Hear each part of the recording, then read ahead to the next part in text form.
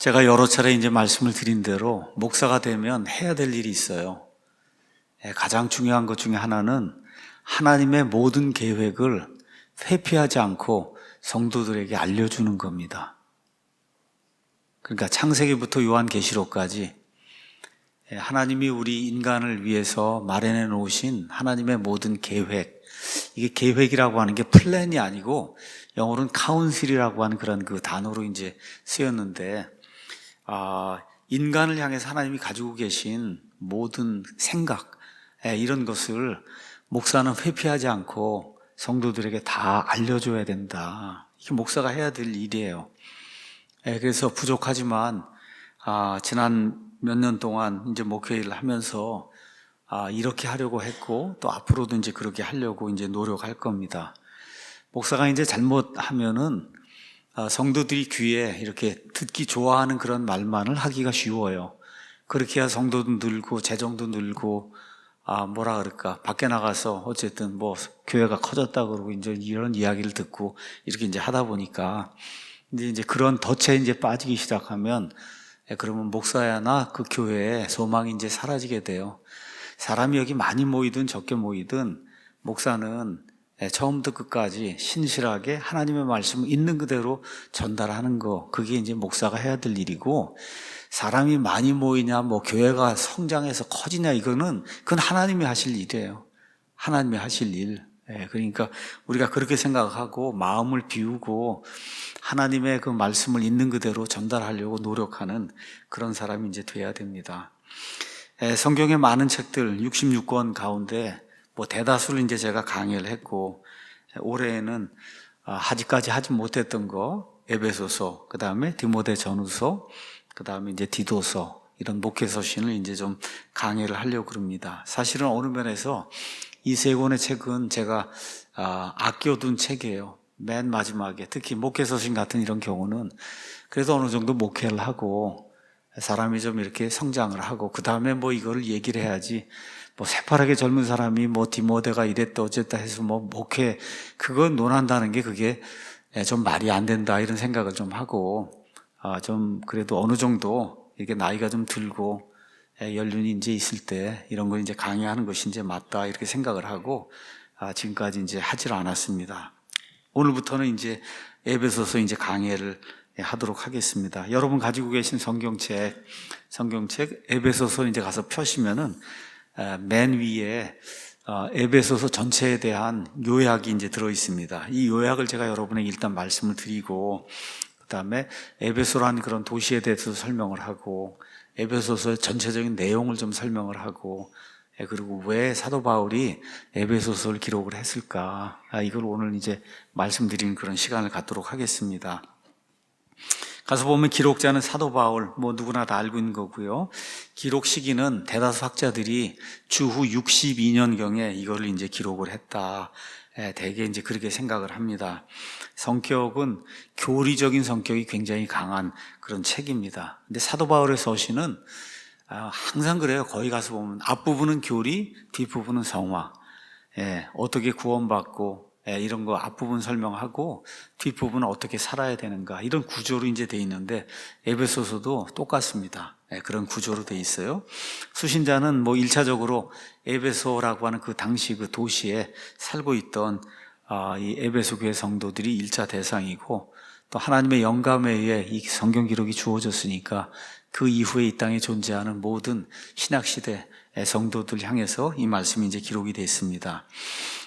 우리가 이제 영어로는 The Epistle of Paul the Apostle to the Ephesians 이렇게 기록이 되어 있어요. 그래서 에베소 사람들에게 보내는 사도 바울의 서신이다, 이렇게 이제 되어 있습니다. 그래서 우리가 에베소서 이렇게 예배 드려 간다, 예배가 아니고 에베소서입니다. 예배. 자, 그래서 이 편지의 수신자가 에베소 교회예요. 에베소 교회는 건물이 아니고 성도니까 에베소 교회에 있는 성도들, 여기에서 이제 유래가 된 겁니다. 에베소는 소아시아, 이제 나중에 이제 좀 이따 지도를 제가 보여드리겠습니다. 지금의 터키 지방입니다. 이거 지금 지진이 일어나고 한 그 도시, 이 터키 지방 소아시아의 이제 수도였고, 동서 무역이 이제 활발하게 해서 사람들 사는 게 아주 윤택한 이런 지역, 거기가 이제 에베소였는데, 그 에베소에 사람들이 이제 많이 몰리고 전 세계 그 당시에 아마 10대 도시 안에 드는 그런 큰 도시가 에베소라고 하는 그런 도시였어요. 아시는 것처럼 그 당시에 전 세상은 다 이교도들로 구성이 되어 있고, 이교도들로 우상숭배를 하는 게 아주 보편적인 그와 같은 그 실정이었습니다. 근데 에베소에는 전 세계 지금도 7대 불가사의로 알려진 7대 불가사의가 있어요. 야, 저걸 어떻게 지었을까? 그 중에 하나가 다이애나 신전이 있었습니다. 다이애나 신전. 뭐 엄청난 규모의 이 다이애나 여신을 섬기는 그런 이 여신상과 함께 이런 게 있던 그런 도시가 에베소예요. 그러니까 그냥 전 세계 사람들이 이 여신을 숭배하러 여기로 이제 모이고 해서 하여튼 모든 것이 이렇게 사람들 눈에 보기에는 흥왕하고 하여튼 번창하고 뭐 무역이 활발하게 진행이 되는 그런 도시였어요. 자, 에베소 교회 이 안에 이제 성도들은 뭐 대다수가 이제 에베소라고 하는 그 도시에 살고 있던 이방인들, 그들이 이제 회심을 해서 에베소 교회 이제 성도가 됐고, 얼마 정도의 이제 유대인들도 있었던 걸로 그렇게 이제 판단이 됩니다. 여러분이 사도행전 18장, 19장, 20장 이제 여기 가서 보시면 사도 바울의 세 번째 이제 그 선교 여행 이게 이제 나오면서 에베소 지역에서 소아시아 지역에서 바울이 자기의 사역을 완수하다가 이교도들의 반대에 부딪혀 갖고 그래서 이것을 떠나게 되는 그런 일들이 기록된 걸 이제 볼 수가 있습니다. 주제를 이제 한마디로 얘기해라 그러면 교회. 하나님 왜 우리를 교회로 불러주셨는가? 교회의 소명, 그 다음에 이렇게 소명을 받은 성도들이 어떻게 합당한 삶을 살아야 되느냐. 특별히 바울이 여기서 이제 보여주려고 하는 거는 하나님이 우리를 불러주셨잖아요, 성도로. 이렇게 성도로 불러주셨는데 우리가 도대체 어떤 사람이냐? 우리가 도대체 영적으로 어떤 사람이냐? 저도 이제 이걸 준비하면서 많은 그런 도전을 이제 받았습니다. 정말 우리가 이게 간단한 사람이 아니구나. 예수 그리스도 안에서 엄청나게 부요한 사람이다. 이런 거를 사도 바울이 상기시켜 주는 거예요. 에베소 교회 성도들에게. 그리고 지금 21세기 사는 우리에게도 우리가 지금 뭐 좋은 직업을 가지고 큰 집을 가지고 잘 사냐, 조금 좀 못 사냐, 우리 세상에 살다 보면 이제 그런 것들 때문에 고민이 많이 되고 하는데, 일단 여기 바울이 이야기하는 거는 이건 일시적인 거라는 거지, 여기에서. 근데 정말 우리가 영원히 간직해야 될 그런 가치가 있는데, 그런 가치면에서 그리스도인 정말 어떻게 축복을 받은 그런 사람들이냐, 이런 거를 지금 바울이 보여주려고 이제 애를 쓰고 있습니다. 그 내용에 가서 보면 뭐 고린도 교회라든지 이런 데 가서 보시면 여러분 그 문제가 엄청 많았잖아요. 이 문제를 풀기 위해서 바울이 처음에 16장, 그 다음에 13장인가 해서 총 29장을 써요, 고린도 교회는. 그러니까 문제가 많은 교회는 서신서가 긴 거고, 이렇게 서신서가 좀 짧은 데는 문제가 없는 교회예요. 문제가 없는데 특별한 문제가 있어서 쓴 게 아니라 바울이 이제 자기가 이제 구원받게 한 그 그리스도인들에게 지금 감옥에 갇혀 있어요, 로마에. 이런 상태에서 자기가 할 수 있는 일이 편지를 써서 이들을 격려하는 것밖에 없잖아요. 몸이 자유롭지 못하게 지금 매여 있으니까. 그래서 에베소에서 적어도 한 2년에서 3년 정도, 정확하게 기록은 나와 있지 않고 어떤 사람은 2년 3개월이라 그러고 어떤 사람은 3년이라 그랬는데, 바울의 전체 그 사역 회심한 이후에 사역이 한 30에서 35년 정도 이거 되는데, 바울이 한 지역에 가서 2년 반에서 3년 동안 사역을 한 건 이 교회밖에 없어요. 이 교회, 에베소 교회밖에. 그러니까 바울이 얼마나 그 에베소 교회를 사랑했고 그 교회 성도들에 대해서 염려하고 하는가를 우리가 이제 이해할 수가 있습니다. 그래서 그것 성도들, 자기가 직접 무려 2년에서 3년 반 동안 목회했던 그 성도들이 믿음 면에서 이미 굳건히 자라고 그리스도 예수님 안에서 하늘의 모든 특권 이미 가지고 있는데, 그거를 이 땅에서 인식을 하고 그리고 바르게 사는 그런 사람이 되길 위해서, 그래서 이제 간절히 바라는 심정으로 이 편지를 썼지요. 아까 말씀드린 대로 세계 7대 불가사의 중에 하나인 다이애나 신전, 모르긴 해도 뭐 이 예배당보다 훨씬 더 크고 하여튼 뭐 이런데 엄청난 규모의 이런 그 신전이 이렇게 서 있으니까 그 당시 에베소에 살고 있던 그 이교도들이 이제 가면은 야, 진짜 뭐 엄청난 거잖아. 이게 우리가 섬기는 이런 신이 이 정도 규모다 그러고 자랑을 하고 막 이렇게 이제 하잖아요. 그러니까 에베소 교회 그 성도들에게 다이애나 신전을 알고 있는 그 성도들이잖아요. 이렇게 성전이 이렇게 신전이 있는 거 같잖아요. 예수님 안에서 우리가 한 몸이 돼서 그래서 이루어가는 이 교회라고 하는 게 이게 다이애나 신전하고는 비교가 안 되는 거다. 그러니까 그런 거를 다이애나 신전 그 규모를 이렇게 하면서 이렇게 알려주게 되면 그럼 여기 이제 이런 표현이 이렇게 이제 나오는 거예요. 18절, 3장 18절 가서 보면 모든 성도들과 함께 너비와 길이와 깊이와 높이가 어떠함을 깨닫고, 그러니까 지금 여기 뭐 무슨 너비라고는 나오지 않지만 하여튼 예수 그리스도 안에서 가지고 있는 신비, 교회 뭐 이런 것들의 너비, 길이, 깊이, 높이, 이게 왜 나오냐? 다양한 신전 같은 것 때문에 나오는 거예요. 이건 너희들 보기엔 이게 엄청난 것 같은데 예수 그리스도 안에 하여튼 너비와 깊이와 높이와 뭐 이런 게 상상하지 못할 그런 것이 지금 들어있다. 이런 거를 지금 이렇게 전달해 주고 싶은 거예요. 지금 옥에 갇혀 있는 그런 상태에서. 그래서 건물의 비유를 사용해서 예수님께서 지으시는 이 교회라고 하는 새 예루살렘이라고 하는 이런 건물, 이 건물이 얼마나 웅장한가. 이 땅에 있는 다이애나 신전 이런 거 사람들 보기엔 눈에는 엄청나도 별거 아니라는 거죠. 지금부터 한 4,000년 전에 아브라함이 갈대아 우르 땅을 떠나서 그래서 가나안 땅 이제 들어갔다가 이제 살 수가 없어서 이집트로 내려갔는데, 이집트로 내려갔더니 뭐 역사에는 뭐 그렇게 돼 있다 이런 얘기는 없지만 우리가 판단해 보건대 이집트에 피라미드가 있었을 거예요. 피라미드. 세상에서 제일 큰 거, 그 엄청난 규모의 그런 피라미드를 이제 이 이집트 사람들이 짓고, 말 그대로 그 규모가 엄청납니다. 지금 가서 이렇게 한번 보면 야, 저걸 어떻게 지었을까. 근데 시편 2편에 가서 보니까 하나님께서 저 위에서 내려다보시고 비웃으신다 그랬어요.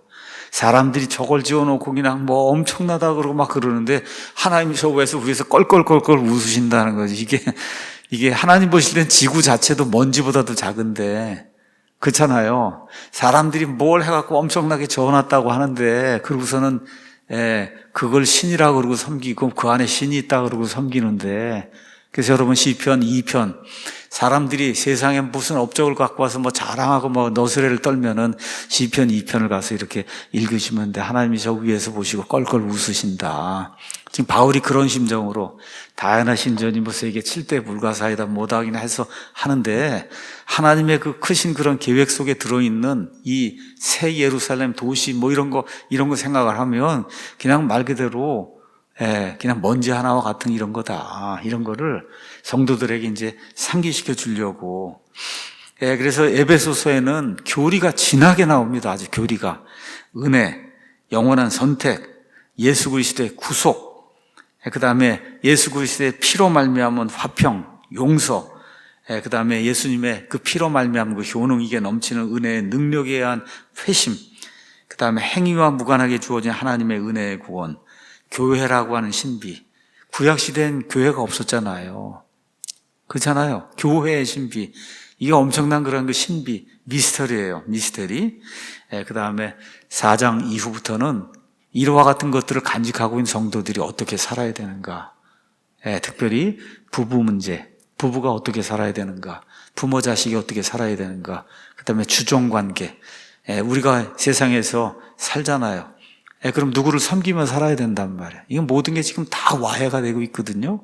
그래서 이제 이런 것들, 맨 마지막에는 우리가 영적인 전신갑주를 입고 그리고 이 험한 세상에서 이기면서 나가야 된다. 이런 영적 싸움하는 거, 이런 것까지 이 짧은 서신이지만 이 안에서 바울이 이제 다 다루고 있는 거예요.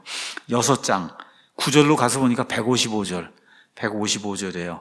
이거를 제가 20번에서 30번 할 거예요. 155절을 그래서 중요한 것들을 다시 한번, 교리가 나오면 교리는 교리대로, 또 여러분에게 영적인 은혜를 끼쳐야 될 그런 말씀은 영적인 은혜를 끼치는 그런 설교로 뭐 이렇게 이제 해서 지금까지 우리 신학교회 이런 중대한 그런 그 교리들, 이런 것들을 하나하나 이제 같이 올해는 살펴보려고 합니다. 핵심장은 1장이고, 핵심 절은 1장 3절에 하나님 곧 우리 주 예수 그리스도의 아버지를 찬송할지어다. 그분께서 그리스도 안에서 하늘의 처소들에 있는 모든 영적인 복으로 우리에게 복을 주셨다. 정말 저와 여러분이 상상하지 못하는 그런 영적인 복으로 이미 복을 주셨다는 거예요.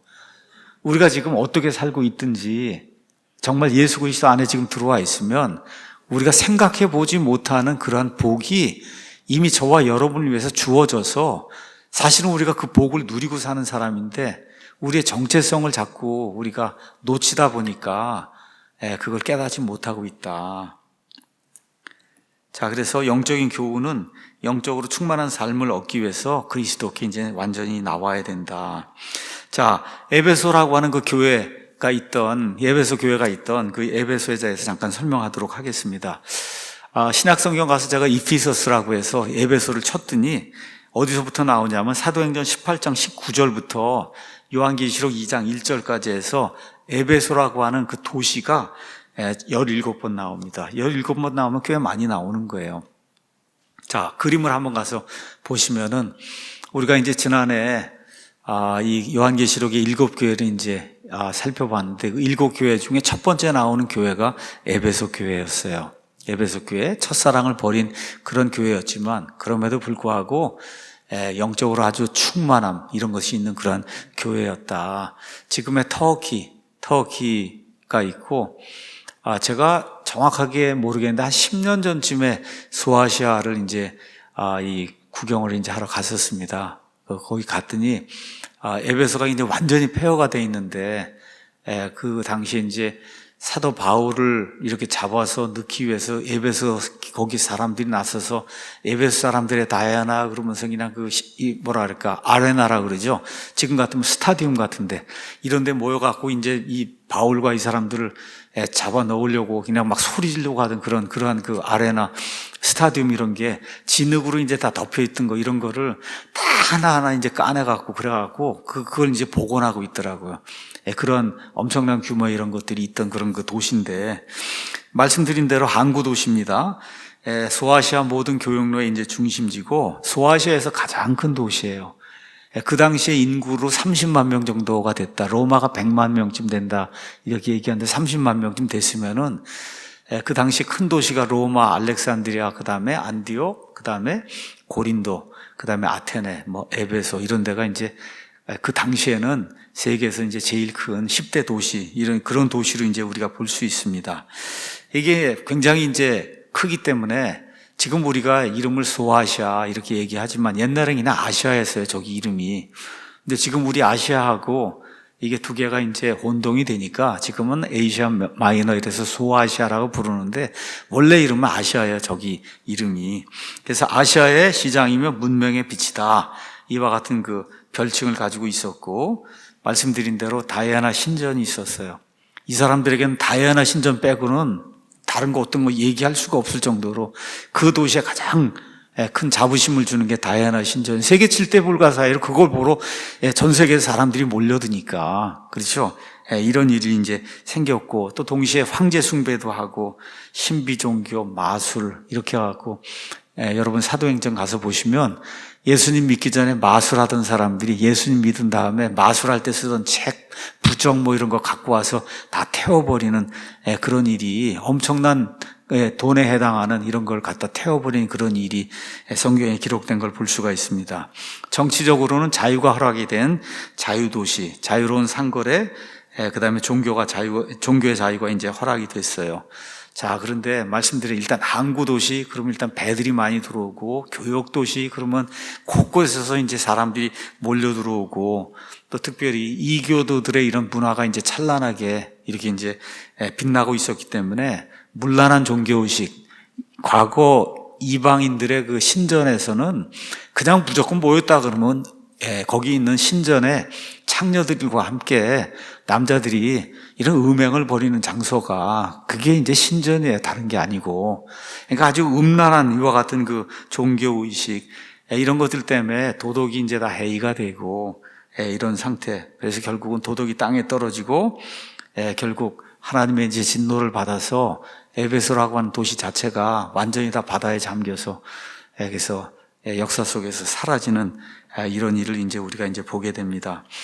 사도행전 읽어보면 바울이 이제 3번 선교 여행을 하는데 2차 선교 여행 때 이곳을 이제 방문해서 교회를 세우고 3차 선교 여행을 와서는 여러분 우리 두란노 서원이라고 들었잖아요. 두란노가 사람 이름입니다. 그 사람이 학교를 가지고 있었어요. 그 두란노라고 하는 그 사람의 학교에서 직접 목회를 했어요. 2년에서 3년 동안. 그래서 사도행전 20장에 가서 보면 바울이 이제 예루살렘으로 가면서 에베소 교회 장로들이 이제 부릅니다. 그러니까 불러갖고 내가 에베소에 들어가서 지난 2년이고 3년 동안 어떻게 목회했느냐 이거를 쭉 이렇게 회상하면서 이야기하는 그런 대목이 나옵니다. 거기 가서 보니까 집집마다 다니면서 눈물로 경고하며 그러면서 정말 열심을 다해서 세운 그런 교회가 에베소 교회였다. 바울이 직접 목회를 했으니까 얼마나 활기에 넘치는 그런 교회였을까 여러분이 상상을 해볼 수가 있어요. 자, 요한계시록 2장 3장에 7교회가 나오잖아요. 그 중에 첫 번째 나오는 게 에베소 교회입니다. 그 7교회 가운데 사도가 세운 교회는 이게 사도 바울이 세운 에베소 교회밖에 없었어요. 자, 그리고 이후에 사도 바울이 이 교회에 이제 목회자를 임명하는데 그 교회의 첫 번째 목회자로 디모데를 임명합니다. 디모데. 그래서 디모데가 그 교회의 이제 첫 번째 이제 감독, 목사가 이제 됐고, 그 다음에 이 교회를 너무나 사랑했기 때문에 로마에서 감옥에 갇혀 있으면서 이 교회를 위해서 특별한 편지를 이제 기록하죠. 그래서 원래 너희가 출신이 이방인이에요. 그래서 유대인들은 말 그대로 개나 돼지처럼 취급하는 그런 사람들이었는데 하나님의 놀라운 신비의 그런 계획에 따라 너희가 예수 그리스도의 교회가 됐다. 이게 엄청난 그걸 이제 알려주고 있죠. 우리 이제 옥중서신이라고 이야기하는데, 뭐 저도 그렇고 여러분도 그렇고 자꾸 이제 잊어버리기 쉽습니다. 그냥 로마 감옥에서 사도 바울이 기록한 그런 서신을 우리가 이제 옥중서신이라고 얘기해요. 그래서 우리 킹제임 성경에 가서 보시면 에베소서 사도 바울의 서신 맨 뒤에 가서 보시면 어디에서 어떻게 기록하고 누구를 통해서 보냈다 이렇게 그게 기록이 나와요. 그래서 보시면은 에베소서, 빌립보서, 그다음에 골로새서 가서 보시면 로마에서 기록이 됐다. 또 필레몬서도 로마에서 이제 기록이 됐다. 그 다 감옥에 갇혀 있을 때 그래서 우리가 옥중서신이다 이제 그렇게 이야기를 합니다. 디모데 후서도 감옥에 2번 갇힌다 이렇게 이제 그렇게 이제 보통 보고 있는데 마지막에 갇혔을 때 디모데를 생각하면서 그래서 이제 마지막으로 쓴 그런 서신이다. 근데 어쨌든 공식적으로 옥중서신이라고 얘기할 때는 첫 번째 이제 감옥에 갇혔을 때 그때 쓴 것 4가지를 이제 옥중서신이라고 그렇게 이야기합니다. 에베소에는 유대인이 많이 살았고 회당도 있었어요. 회당이 있었다는 이야기는 여러분이 사도행전 18장 19절, 19장 17절 이런 데 가서 보면 이제 알 수가 있습니다. 그래서 2차 선교여행 끝나고 이렇게 돌아오는 길에 이제 잠깐 들러서 전도하다가 브리스길라와 그 다음에 아굴라 이 부부를 남겨두고 이제 떠난 뒤에 3차 선교여행 때 다시 여기 들어와서 말씀드린 대로 2년에서 3년 정도 여기 오랫동안 체제하면서 열심히 이제 전도했어요. 그 결과 저 소아시아 지방에서는 예수 그리스도의 복음을 듣지 못한 사람이 한 명도 없었다. 이렇게 이제 기록이 될 정도로 아주 왕성하게 하나님의 말씀을, 물론 바울이 다 다니면서 한 건 아니고 에베소가 가장 큰 도시, 서울이나 마찬가지 그런 도시니까 사람들이 다 몰려들면 자연히 듣고 가면 자기 동네로 가서 다 퍼뜨리게 되니까 이런 식으로 해서 2, 3년 동안의 그 목회, 그동안에 소아시아에 있던 사람들은 예수 그리스도라고 하는 그런 그분과 그분의 복음의 소식을 일단 다 듣게 됐다. 믿는 것은 또 다른 이야기지만 어쨌든 그 지역으로 다 퍼져나갔다고 사도행전 19장 10절이 이제 이야기합니다. 에베소는 또 중요한 인물이 또 한 명 살았죠. AD 90년경에 사도 요한이 에베소에 가서 살았습니다. 사도 요한은 예수님이 가장 사랑하신 그런 제자고 이 사도들 가운데 가장 오래 산 사람이에요. 그래서 요한복음, 그 다음에 요한 1서, 2서, 3서, 그 다음에 요한계시록. 그렇죠? 이거를 사도 요한이 이제 기록을 했는데 이 많은 부분이 에베소에서 이제 기록이 되지 않았겠냐, 이렇게 이제 생각을 합니다. 또 반모섬에서 유배가 돼서 갔다가 여러분 계시록을 이제 기록하고 이곳 에베소로 다시 나와서 풀려 나와서 여기서 이제 그들과 함께 하다가 죽은 것으로 알려져 있고, 아마 역사의 기록에 따르면 예수님의 어머니도 사도 요한이 이제 예수님이 맡으라 그랬잖아요. 어머니를 지키라고. 이렇게 해서 예수님의 어머니 마리아도 에베소로 와서 요한과 함께 이제 살다가 거기서 아마 죽은 걸로 그렇게 이제 알려져 있습니다. 에베소 교회는 이렇게 사도 바울이 이제 세웠는데 600년 정도 이제 지속이 되다가 참으로 아이러니하게 마리아를 하나님의 어머니라고 공식적으로 칭하는 에베소 공회가 여기서 열려요. 참 이게 교회가 타락을 하면 여러분 어떻게 하나님의 어머니가 있습니까? 지금 카톨릭 교회는 하나님의 어머니가 있다 그래요. 그 하나님의 어머니 마리아의 칭호가 하나님의 어머니인데 그 하나님의 어머니라고 하는 걸 공식적으로 인정해서 발표한 그런 그 교회 모임이 어디에서 열렸냐? 에베소에서 열렸어요. 에베소. 이렇게 되면서 극도로 교회가 이제 결국 이제 타락을 하게 되고, 그래서 예수님의 그 경고의 말씀, 타락하고 배도하고 그러면 등잔대를 옮긴다 그랬잖아요, 예수님이. 그래서 결국은 에베소 교회가 역사 속에서 이제 사라지게 됩니다. 사라지게 돼요. 우상숭배 때문에 완전히 폐허가 되고, 항구는 역병이 들끓는 늪지로 이제 변해버려요. 다 그냥 바닷물이 다 들어와갖고 전체를 다 덮어버려갖고 이런 일이 이제 생기게 됐습니다. 그 에베소 이 교회를 사도 바울이 2년 이상 목회를 했고, 사도행전 20장에는 말씀드린 대로 얼마나 그 교회를 사랑했는가. 바울의 어떤 면에서 유언과 같은 그런 그 말씀이 20장 안에 이제 잘 들어 있습니다. 자, 에베소서 이제 같이 공부하기 위해서 또 하나의 어떤 텍스트를 우리가 이제 결정하는 게 좋은데, 늘 하듯이 위얼스 목사님의 이제 주석, 그 다음에 이번에는 메인 아이디어로 푸는 에베소서. 이 에베소서, 이거는 맥스 앤더스라고 하는 침례교 목사님이 이렇게 편집을 하고, 에베소서 자체는 이분이 직접 기록을 했는데 참 좋아요. 에베소서를 장로교 목사가 이제 기록을 해서 주석을 하면 그건 이제 또 칼빈주의로 그냥 쭉 빠져 들어가는 건데, 그런 거 다 하나도 없이 올바른 그런 관점에서 맥스 앤더스가 아주 참 잘 기록을 이제 했습니다. 그래서 이제 그거, 그 다음에 또, 심각한 칼빈주의자지만, 칼빈주의 빼고는 거의 최고의 모든 걸 우리가 이제 배울 수 있는 존 메가더 목사님. 말씀드린 대로 심장 수술을 갑자기 이제 1월 첫째 주에 해서 아마 이번 주나 다음 주에 등장을 하면 나으신 거고, 여태까지 못 나왔어요. 근데 3월 첫째 주 여기에 패스터 스쿨을 해요. 패스터 스쿨은 교회가 이제 크니까 이 교회가 어떻게 이렇게 크고 어떻게 이런 교회를 이렇게 운영하면서 하는 데서 모든 거를 이렇게 가르쳐 주는 목사 학교가 1년에 한 번씩 열려요. 큰 교회, 미국의 큰 교회는.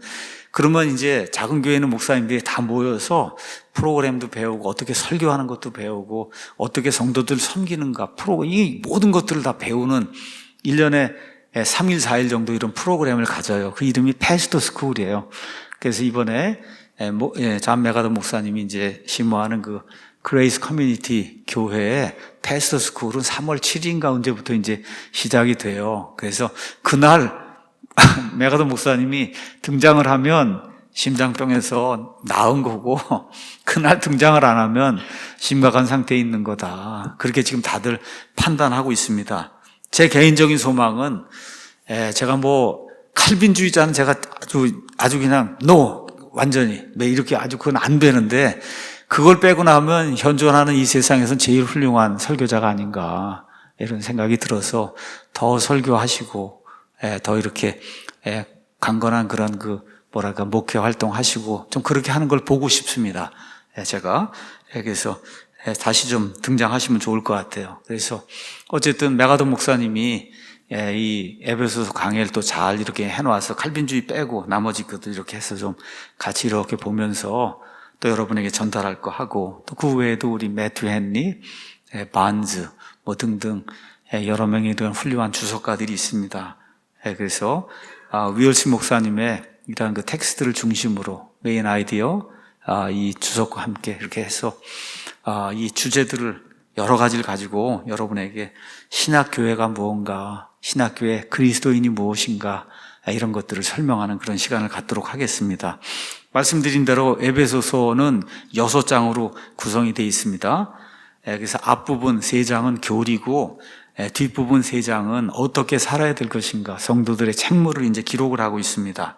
먼저 교리 부분 가서 보면 1장에서 3장은 예수님 믿는 사람들이 가지고 있는 복이 뭔가, 참 이거를 착각하는 사람들이 너무 많은 것 같아요. 저도 그렇고 우리의 정체성을 놓치는 경우가 너무 많은데, 그래서 그리스도 안에서 우리가 가지고 있는 복이 뭐냐, 1장 4절에서 14절 아버지 하나님이 주시는 복, 그 다음에 아들이 주시는 복, 성령님이 주시는 복, 이러한 영적인 복이 뭔가 이게 설명이 돼 있고, 그 다음에 에베소 교회 성도들 위해서 바울이 중보기도를 하는 내용이 1장 15절부터 23절, 정말 성도들이 하나님의 뜻을 잘 이해하면 좋겠다, 기도의 목적이에요. 하나님께 기도를 해요. 에베소 교회 성도들 위해서 기도를 해요. 그 기도의 목적은 다른 거 없어요. 이 성도들이 하나님의 뜻을 잘 이해하면 좋겠습니다. 이들이 좀 이해할 수 있도록 도와주시기 바랍니다 하는 첫 번째 이제 기도가 나옵니다. 자, 그 다음에 1장 끝난 다음에 2장으로 넘어가서는 예수 그리스도 안에서 우리가 지금 가지고 있는 영적인 위치, 아까 복이었는데 영적인 위치, 우린 지금 어디에 있냐? 구원 받았어요. 이 땅에 지금 살고 있어요. 어떤 데는 죄도 져요. 이런데 우리의 위치가 이미 하나님의 왕좌 오른쪽에 앉아 있는 그런 위치다. 이미 자리가 완전히 마련되어 있는 거, 한 자리가. 그런 거 이제 설명을 하고, 이렇게 돼서 옛날에 하나님의 전, 특히 성전에, 지성소에는 대제사장만 들어갔잖아요.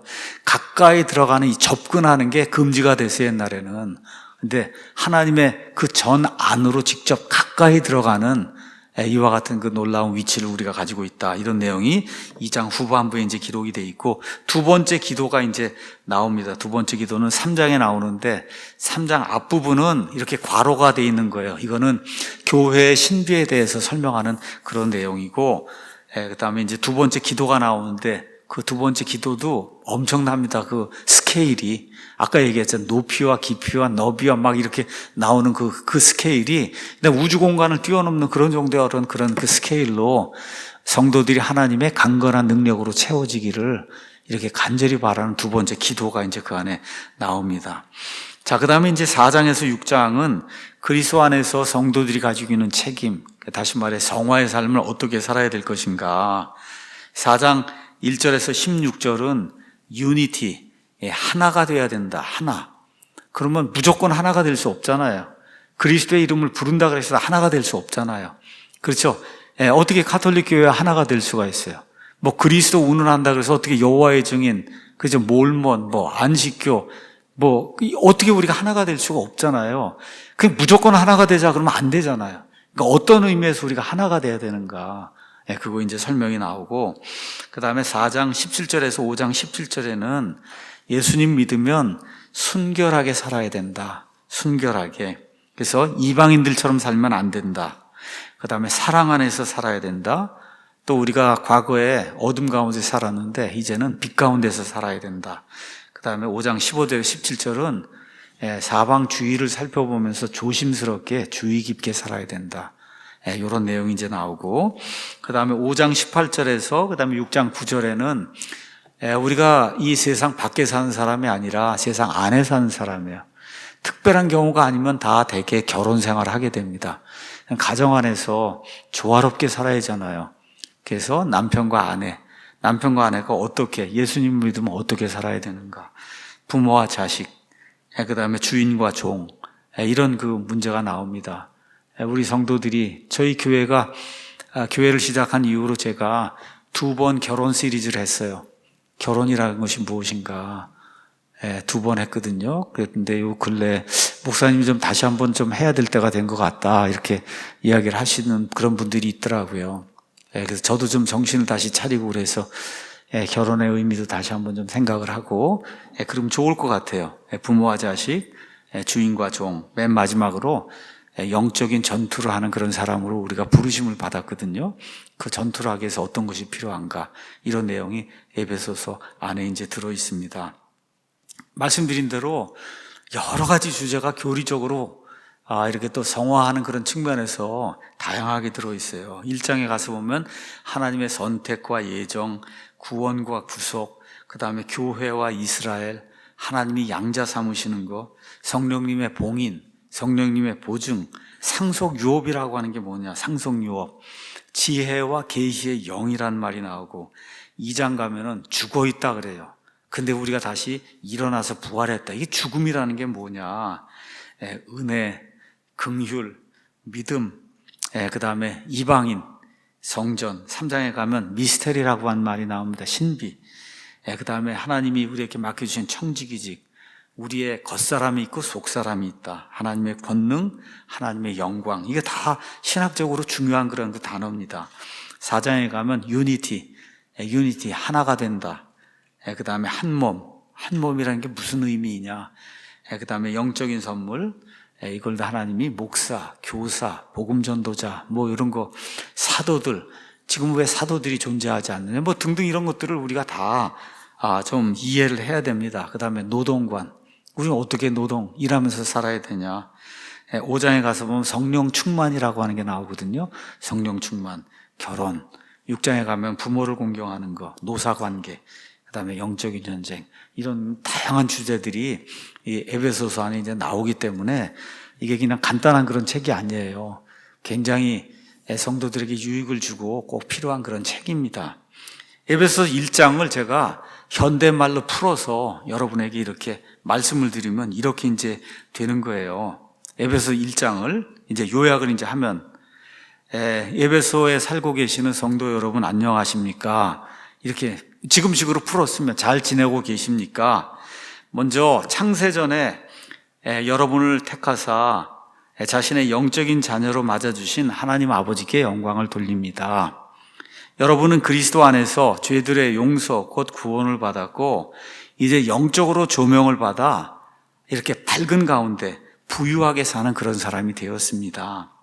그리고 여러분은 성령님 안에서 봉인이 되고 영원토록 구원받는다는 것을 보장을 받았습니다.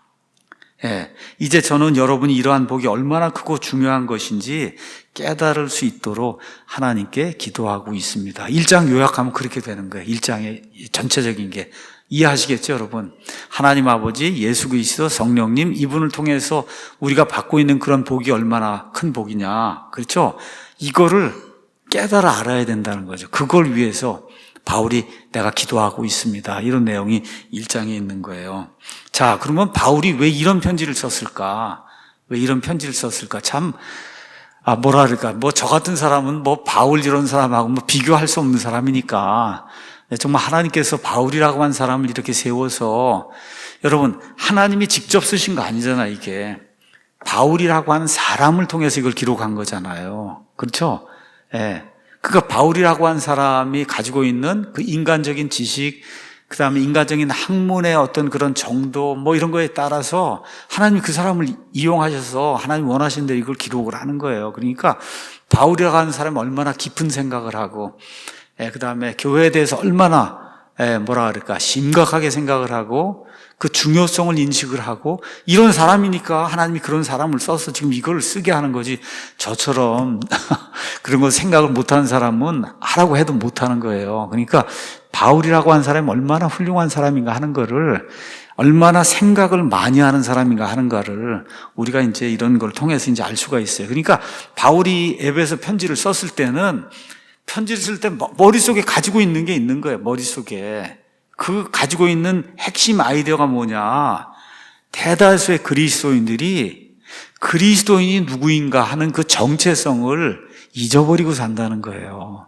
저도 마찬가지고, 저도 60평생 이거 살면서 예수 믿는다 그러고 이러고 했는데, 실제 까놓고 보면 제가 얘기했잖아, 제 처에게. 나는 이렇게 믿음이 없는 사람입니다.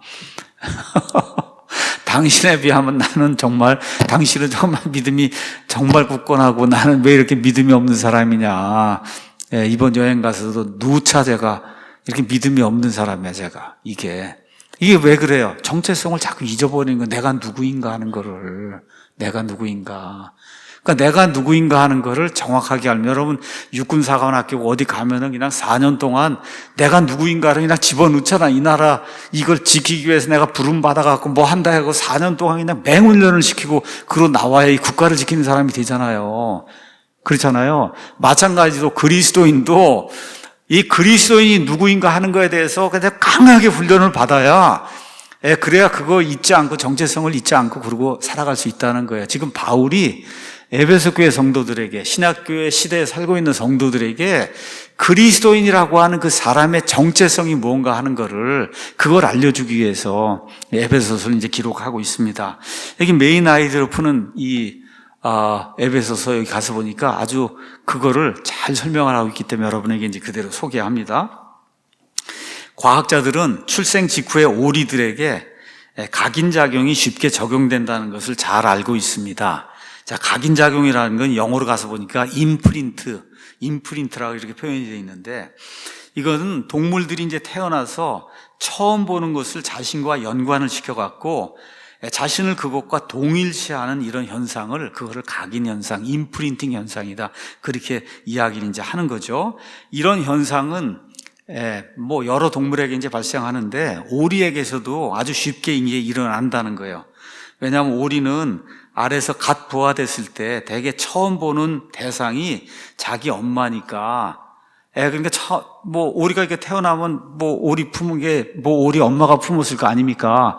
그러니까 오리 엄마, 자기가 처음 보는 대상이 내 엄마일 거다, 이렇게. 그게 이제 각인이 된다는 거예요. 근데 문제가 생길 때가 있다는 거죠. 예를 들어 딱 태어났는데 엄마보다 요 앞에 개가 있는 거예요, 개. 이렇게 개가 있으면 신기하게 이제 오리가 태어나면 개가 바라보잖아요. 그러면 갓 태어난 오리 새끼는 그 개를 보고는 이 개가 내 어미라고 그렇게 각인이 된다는 거예요. 개가 내 어미이다. 그러고 나서는 어떻게 해요? 개를 졸졸 쫓아다니는 거예요, 개를. 내가 개의 딸이든 아들이든 하여튼 된 걸로 그렇게 착각을 하고, 임프린팅 현상이 이제 생겨가지고, 그래서 하루 종일 이 개하고 함께 이렇게 현관에서 지내다가 또 차가 집에 들어오면 이 개들이 어떻게, 주인이 왔다고 막 펄쩍펄쩍 뛰고 가서 타이어도 물고 막 그러면은 오리도 가서 그런다는 거예요. 오리도 자기 엄마가 그러니까. 이런 각인 현상이 이제 생겨서. 그런데 이런 현상이 생기면서도 변하지 않는 게 있다는 거예요. 그럼 뭐 오리의 특징이 있잖아요. 오리는 꽥꽥 짖어대고 물에 가서, 그렇죠? 물을 즐기잖아요. 그렇죠? 그래서 때로는 오리처럼 행동하기도 하고 또 어떨 땐 개처럼 행동하기도 하는 이런 일이, 오리가 태어났을 때 개가 그 앞에 있으면은 그게 각인이 돼갖고 그런 일이 이제 생긴다는 겁니다. 자, 그리스도인들도 이와 비슷한 정체성의 혼란을 겪을 때가 종종 있습니다. 우리는 타락한 세상에 태어나고 그 안에서 성장해 왔기 때문에 이 세상의 방식을 익히며 살아왔어요.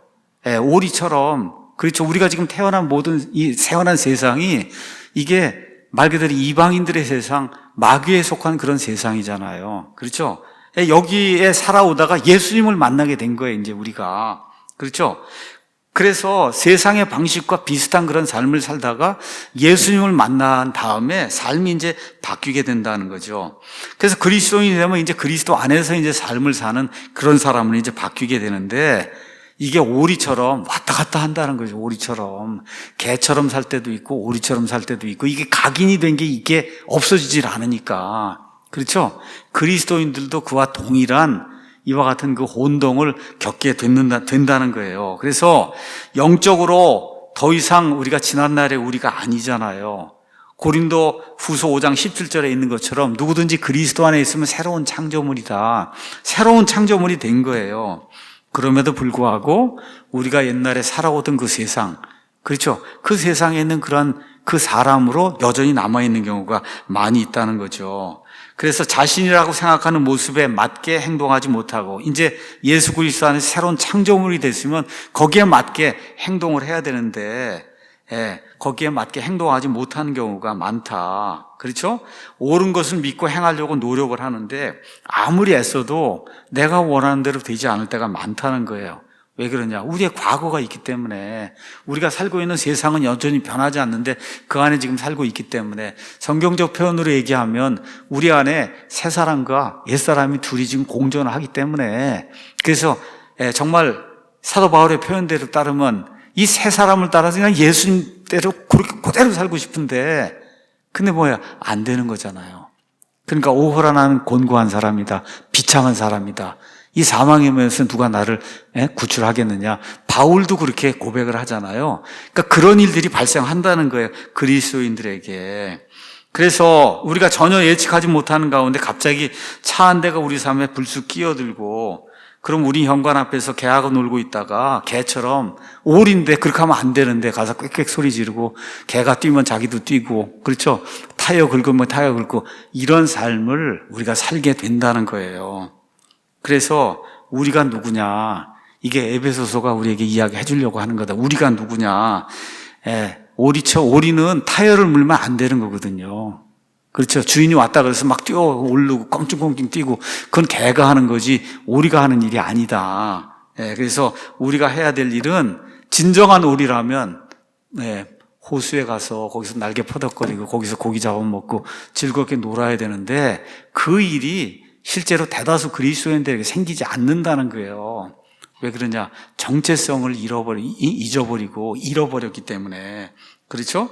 그래서 에베소서 1장은 그리스도인인 우리의 진정한 모습이 무엇인지 깨닫는데 도움을 주기 위해서 바울이 엄청난 스케일로, 우주 공간을 뛰어넘는 그런 스케일로 그리스도인이 어떤 사람인가, 이거를 알려주는 거예요. 그러니까 이러한 스케일로 우리의 정체성을 알려주는 건 에베소서밖에 없어요. 바울의 여러 서신 가운데 이런 깊고 높고 이런 엄청난 규모의 그런 스케일로 우리가 누구인가를 알려주는 건 에베소서밖에 없어요. 바울이 똑같은 거 어디 딴 데 기록하지 않았어요. 그러니까 에베소서를 공부하게 되면, 야, 진짜 우리가 이런 사람이구나, 이런 걸 우리가 이제 알 수 있게 된다는 거죠. 우리는 실패한 아담 종족의 이제 일원으로 우리 가운데 죄의 짐을 지고 있어요. 그렇죠? 그러나 그리스도 안에 있는 우리 자신이 어떤 존재인지를 더욱 분명하게, 그리고 일관되게 이제 들여다볼 수가 있다고 하면, 우리가 죄의 짐을 지고 가는 그런 사람임에도 불구하고 예수님을 따라서 영적으로 충만한 그런 삶을 살 수 있게 된다. 저도 더 그런 사람이 되길 원하고, 제 아내도 마찬가지고, 우리 아이들도 마찬가지고, 여러분도 마찬가지고, 이왕이면 조금 더 예수 그리스도의 충만한 그런 그 분량에까지 다다른 그런 삶을 살길 원하지 않습니까? 그런 일을 위해서 우리가 에베소서를 이제 공부하는 거예요. 그런 이유에서 성경은 우리의 진정한 모습이 무엇인지 알려주는데, 그렇게 많은 이 장을 할애하고 있다. 그 할애하는 장 중에서 가장 중요한 장이 에베소서 1장이에요. 우리가 누구인가를 알려주는, 우리가 누구인가. 그래서 우리가 우리의 진정한 신분 혹은 정체성을 깨닫고 그것을 믿고 그대로 살기를 원해서 저와 여러분이 행동을 하면 정말 성경이 이야기하는 충만하고 복된 그런 삶을 살 수 있다. 그래서 바울은 지금 옥에 갇혀 있어요. 움직이지 못해요. 자기가 직접 목회했던 그 에베소 교회 성도들, 이들을 생각하면서 이 성도들이 혹시라도 자기들의 정체성을 이렇게 잊어버리고, 그리고 오리인데 개처럼 뛰고 이러면 안 되니까, 그래서 그거 정체성을 제대로 알려주기 위해서 지금 1장에서 정말 하나님 안에서 너희가 어떤 사람이다, 예수 그리스도의 피를 통해 어떤 사람이 됐다, 이거를 알게 해달라고 하나님 앞에 이제 기도하고 있는 겁니다. 이렇게 해야 저와 여러분이 살아가는 이 신앙인으로서의 그런 그 삶이 더욱더 정말 기쁜 그런 삶, 복된 삶이 이제 될 수 있다는 거죠. 이렇게 될 때 여기 1장 1절 2절에 있는 것처럼 하나님의 뜻에 의해 예수 그리스도의 사도가 된 바울은 에베소에 있는 성도들과 그리스도 예수 안에 있는 신실한 자들에게 편지하노니, 하나님 우리 아버지와 주 예수 그리스도로부터 은혜와 화평이 너에게 있기를 원한다. 저와 여러분이 은혜와 화평이 넘치는 삶을 원하잖아요. 그럼 제일 중요한 게 뭐냐? 정체성을 정확하게 해야 된다는 거지. 우리의 정체성이 무언가를 정확히 인식해야 은혜와 화평이 넘치는 그런 삶을 이제 살 수 있다. 이런 거 기억을 하면서 저와 함께 뭐 몇 번이 될지 모르지만 하나님께서 인도하신 대로 에베소서를 이렇게 충실하게 한번 공부해 나가는 그런 시간을 가지면 좋을 것 같습니다. 오늘 여기까지 하고 마치겠습니다.